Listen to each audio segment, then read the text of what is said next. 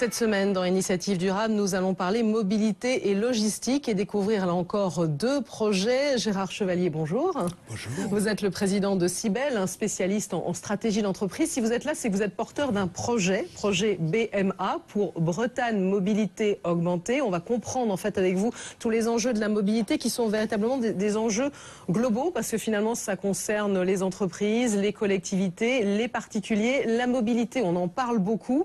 Est-ce qu'on a véritablement une notion de ce qu'il y a derrière ou de tout ce qu'il peut y avoir derrière? La mobilité, c'est un sujet complexe, effectivement, qui s'adresse à plusieurs catégories d'organisations.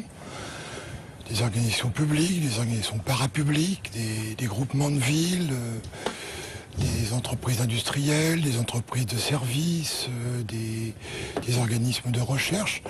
Bref, un ensemble d'organisations qui gèrent des personnels et lesquels personnels ont l'occasion de se déplacer.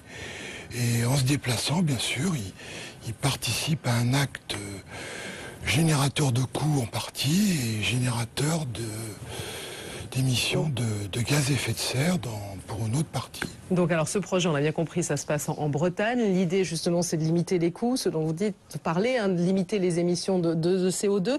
Au total, alors il y a combien d'expérimentations sur 3 ans? Sur quoi vous travaillez précisément à travers ce projet?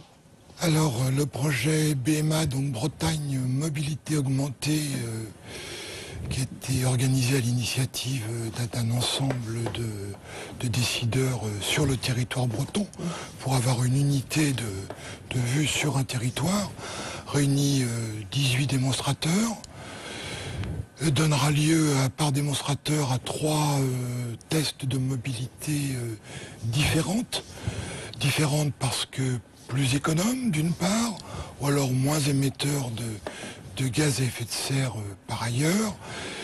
Ces 18 démonstrateurs faisant l'objet de 3 tests de mobilité différentes créent donc 54 sites de démonstration.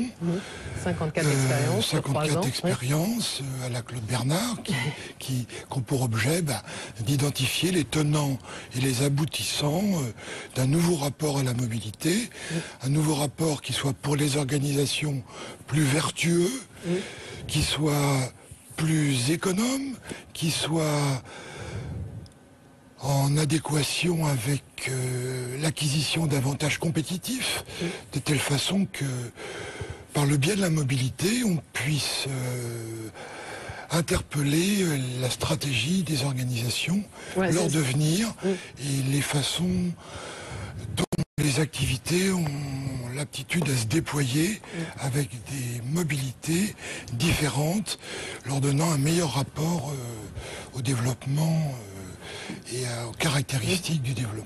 Alors on comprend ce que vous dites, c'est vrai qu'on parle souvent des véhicules moins carbonés, voire décarbonés, mais ce qui est intéressant, ce que vous avez dit, c'est aussi l'idée de modifier l'organisation, voire de passer de la mobilité à l'immobilité. C'est aussi toutes les notions de télétravail, ça aussi vous y travaillez beaucoup. Oui, tout à fait.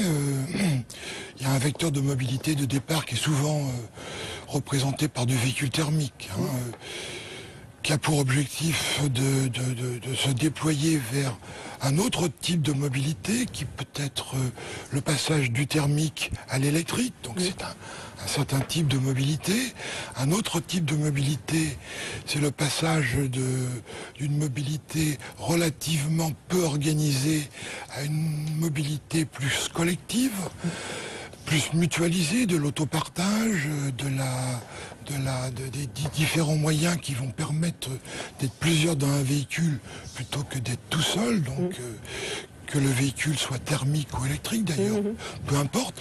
Puis un troisième type de passage qui concerne le passage de la mobilité thermique, comme on l'a évoqué, à une certaine forme d'immobilité qui permettent d'actionner des formes de télétravail, des formes d'éducation à distance, des formes de gestion de la relation client qui soient dématérialisées, toute forme de dématérialisation qui va nous permettre d'économiser des kilomètres parcourus et d'apporter des avantages compétitifs pour mieux déployer une activité dans le cadre de son univers compétitif, la mobilité devenant un avantage de compétition. Oui, ça il faut le rappeler aussi, c'est un enjeu aussi pour les entreprises. Alors on parle de ce projet BMA, il y a beaucoup de projets qui sont en train d'être développés à travers toute la France. Il y a e-partage, il y a Audace, Okilsi qui est du côté de Niort et de Bordeaux. Il y a aussi Sismo 2015, c'est sur le plateau de Saclay. Puis il y a aussi un autre projet du côté de Lyon qui est vraiment très actif en la matière, c'est Optimode Lyon. On sait bien qu'il y a la congestion du trafic urbain. Et là,